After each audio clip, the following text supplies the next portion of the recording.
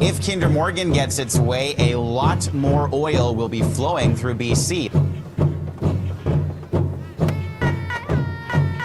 The Kinder Morgan company and the associated companies are actually, trying very quietly to increase the amount of oil that's moving through the Vancouver Harbor without the public ever having anything to say about it.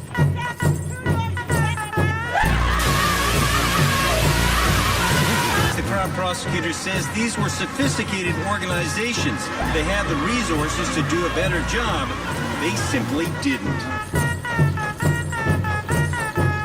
There is a huge concern about expanded use of that pipeline and expanded oil tanker traffic through the Burrard Inlet. Cleanup cost topping $15 million.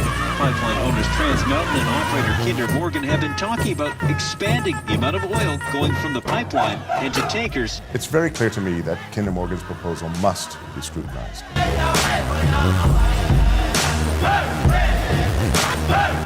Kinder Morgan currently operates the only pipeline in North America that transports both crude and refined oil to the west coast, and they wish to expand the Trans Mountain pipeline system.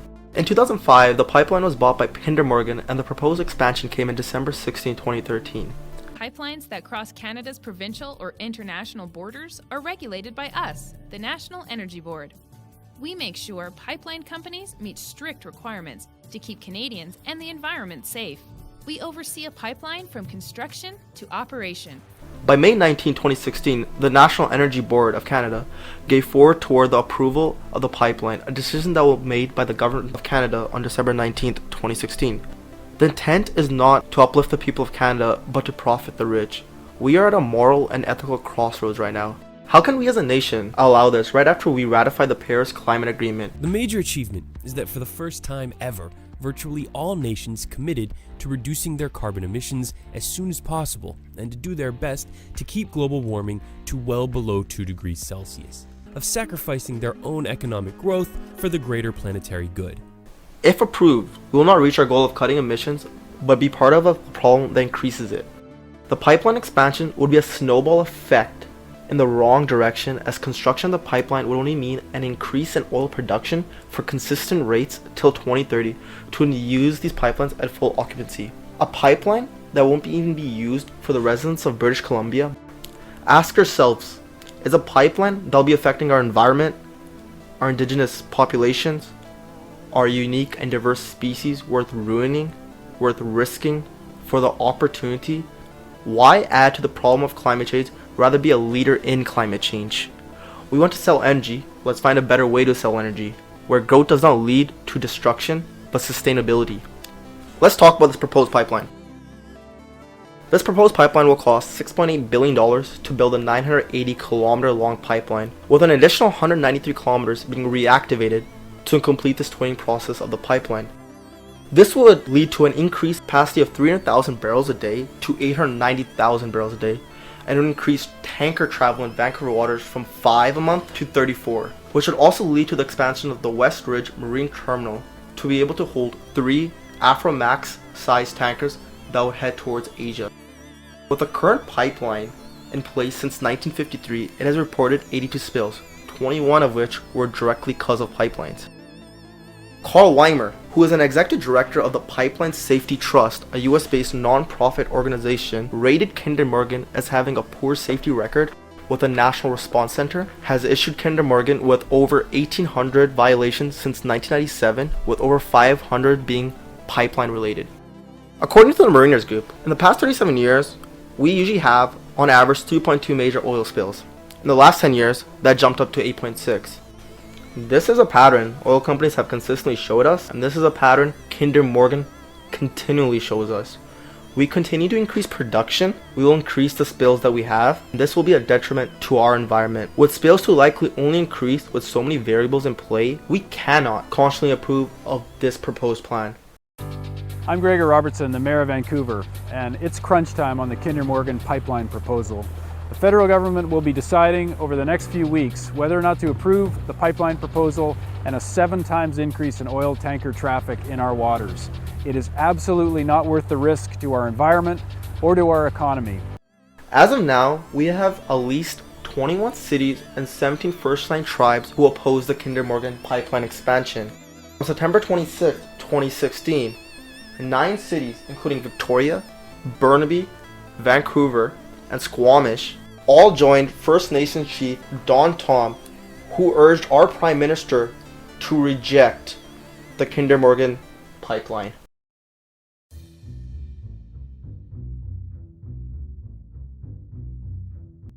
National parks intersected by the Trans Mountain Pipeline expansion route have a number of species that are at risk in the event of a spill or construction-related accident. Species at risk are on the path towards local and perhaps global extinction. A rich diversity of species is reflective of a healthy and functioning ecosystem. A key species in the Jasper National Park, BC, is the southern mountain population of the woodland caribou. The woodland caribou range has retracted northward, and most populations across Canada are now in decline. 3 herds of caribou are found in the southern part of Jasper National Park, spending most, if not all, their time within the national park towards the mainland. Parks Canada has implemented a number of caribou conservation actions in Jasper National Park. Outside the mountain national parks, habitat loss is a major threat to the woodland caribou. Within the parks, there is a potential for habitat loss due to fire.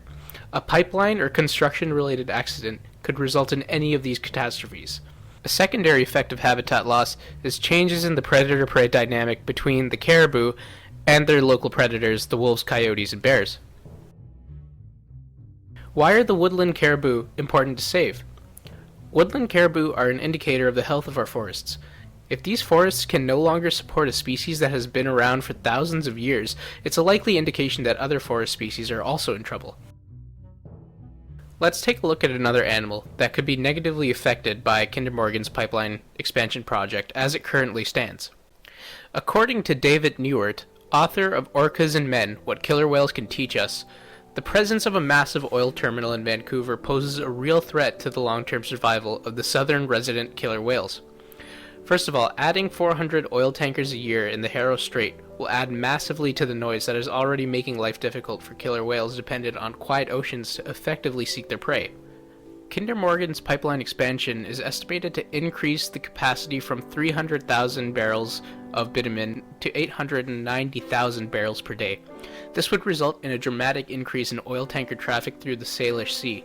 This increased traffic, while maneuvering through treacherous waters of the Salish Sea in congested routes that require 2 sharp corners around a turn point and Discovery Island, would result in an increase of accident risk. Now, while the industry may say that the risk is low or acceptable to them is a relative term. What is acceptable to one person or the industry can clearly be unacceptable to other people or interests of society. At the scale of this expansion, no risk is too little. A report made by Living Oceans, a nonprofit organization, recognizes that catastrophic oil spills, like the Exxon Valdez spill, may be rare, but their impacts linger. It's being called the worst oil spill ever in Alaska. The supertanker Exxon Valdez, loaded with nearly 53 million gallons of oil, ran aground off the port of Valdez in southern Alaska today and broke open. The supertanker was carrying 500 million gallons, a full load of Alaska crude oil. Some environmentalists are already saying, "We told you so." An additional study on the impact of Kinder Morgan bitumen spill on local wildlife was released, titled Fate and Effect of Oil Spills from the Trans Mountain Expansion Project in Burrard Inlet and the Fraser River Estuary.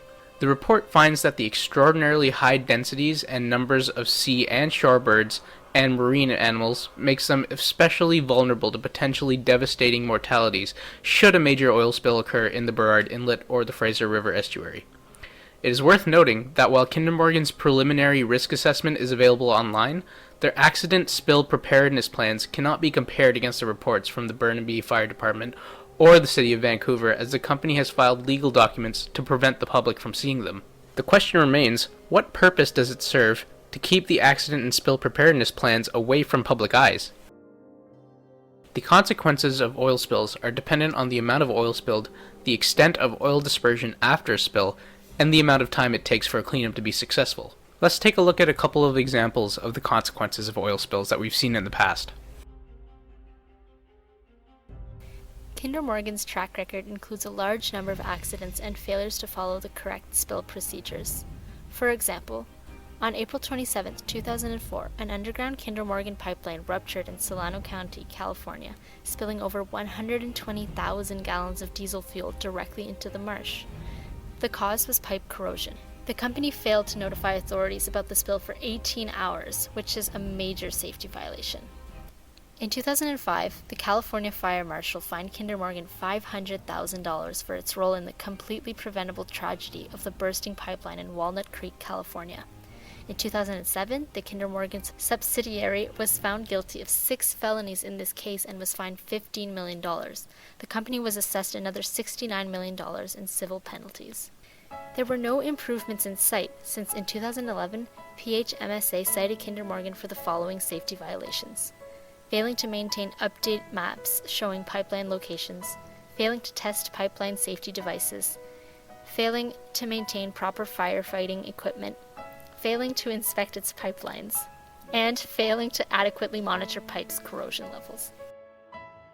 The company had 44 spills in 31 months, indicating widespread failure to adequately detect and respond to the effects of outside force damage and corrosion. Prepositions and promises made by Kinder Morgan throughout the years have consistently contradicted the outcome of many projects. It has been found that oil pipelines increase global greenhouse gas emissions. Canada's oil sands industry has a long-term growth strategy. This growth is expected to cause a doubling of the industry's climate emissions within the next few years. This would be the main reason why Canada fails to meet its carbon reduction targets. The expansion of Kinder Morgan's pipeline would further contribute to Canada not reaching carbon reduction targets. Ecosystems may take many years to be established in a natural environment. Humans oftentimes create biodiversity offsets in an attempt to preserve species during construction periods. However, these offsets may be created on a human timescale and therefore are not suitable environments for many species. A species that is dependent on an established habitat, for example, may live in an area upon the development of its natural habitat and may not be able to return by the time its new restored habitat is sufficiently established to support the species. If this particular species plays a critical role in the ecosystem, its loss may even permanently impair the full restoration effort. The time gap in this situation would result in a permanent loss to both the species and the proper functioning of the ecosystem. If Kinder Morgan's proposed expansion project were to be realized, there would be vast amounts of oil cutting through pristine forest area in Jasper Park. For species living in and around the park, this would mean the loss of habitat. Forests play a critical role in driving climate change because they act as a carbon sink, meaning that they soak up carbon dioxide that would otherwise be free in the atmosphere and contribute to the ongoing changes in climate patterns. The Kinder Morgan pipeline expansion promises to disrupt numerous First Nations communities. In Alberta, the existing pipeline crosses Treaty 6 territory, Treaty 8 territory, and the Métis Nation of Alberta. In British Columbia, the existing pipeline crosses numerous traditional territories and 15 Indian reserves. First Nations, environmentalists, and other key stakeholders across North America argue that pipelines, tankers, and oil by rail increase the risk of catastrophic oil spills, threaten critical marine and terrestrial ecosystems, and put international climate targets out of reach. Energy companies argue that they will revitalize struggling Canadian economies by bringing energy to overseas markets. The expansion of the tar sands would lead to increased destruction and poisoning of the lands, waters, and air of the Indigenous peoples directly on the front lines and downstream of the tar sands. In addition, tar sands expansion has given rise to many new pipeline, train, and tanker projects which threaten Indigenous peoples' rivers, lakes, coasts, and communities. While Indigenous peoples have contributed the least to climate change, they stand to lose the most. The expansion of the Alberta tar sands has been the biggest obstacle in Canada to addressing the climate crisis. Since 1990, tar sands expansion has represented close to half of the total rise in Canada's greenhouse gas emissions. Yet governments are still allowing the tar sands to expand even more, a 50% increase in production coming in the next few years. Last year, Liberal leader Justin Trudeau campaigned on a promise to renew nation-to-nation relations with Indigenous communities and has repeatedly told Canadians since then that governments grant permits, communities grant permission. And after the historic signing of a pan-continental treaty alliance against tar sands expansion, Indigenous leaders have renewed their resolve to hold him to those promises. Nearly 90 Indigenous leaders in Canada and the US have already signed the treaty alliance. The collaboration aims to block all proposed pipeline, tanker, and rail projects affecting First Nations land and water, including TransCanada's Energy East Pipeline, Kinder Morgan's Trans Mountain expansion, Enbridge's Line 3 pipeline, and Enbridge Northern Gateway. Yes. It applies to existing pipelines. Okay. So if they approve Kinder Morgan in January, you're saying No, they're not going to approve it in January because we're going to change it. Grand Chief Stuart Phillip of the Union of BC Indian Chiefs, who also signed the document, said Indigenous people will no longer stand for dangerous projects on their territory that advance the threat of climate change. Many First Nations communities are prepared to file another court challenge asserting its land rights and title if Prime Minister Justin Trudeau's government approves the pipeline expansion in December. The Stolo Collective of First Nations in British Columbia is very familiar with the transport of oil. The existing Trans Mountain pipeline has crossed through their land for more than 50 years. Their nation is concerned about the pipeline's proximity to the Coquihalla River, which feeds into the Fraser River. The Fraser River is an abundant salmon-producing stream that could be destroyed if an oil spill from the new pipeline was to contaminate the waters. The world might not be able to immediately stop using oil tomorrow, but the last thing it needs is more oil, and especially not more of the dirtiest oil on the planet.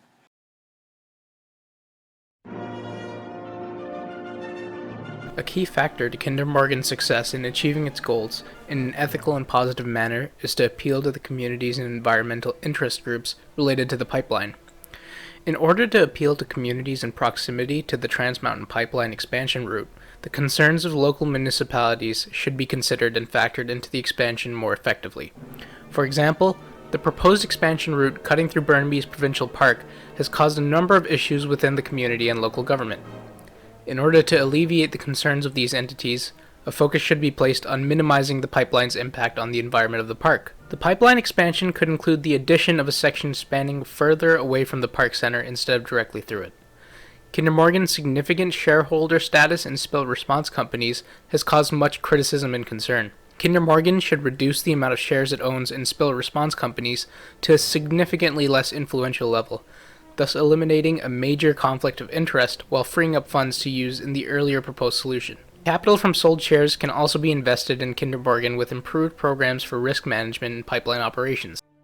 Greater funding for risk prevention and training may decrease the chance of error that could result in significant environmental and residential damage. If an accident occurs during construction in a provincial park, such as heavy metal contamination, the results for the company would be catastrophic. Kinder Morgan's revenue stream would be jeopardized due to a significant number of damage claims and legitimate public opposition, which in turn would further mark Kinder Morgan as an environment and community damaging corporation, making future endeavors difficult. Significant backlash would be presented from communities affected by an accident. We've now looked at the details of Kinder Morgan's Trans Mountain Pipeline expansion, environmental and ethical issues with the proposal, and the impact such a proposition has on First Nations tribes in proximity to the expansion. It's up to the Canadian government to make sure pipeline companies cannot exploit the rights of the people, and it is up to Kinder Morgan to make the right decisions and act for the interests of society and not personal gain at the expense of the environment.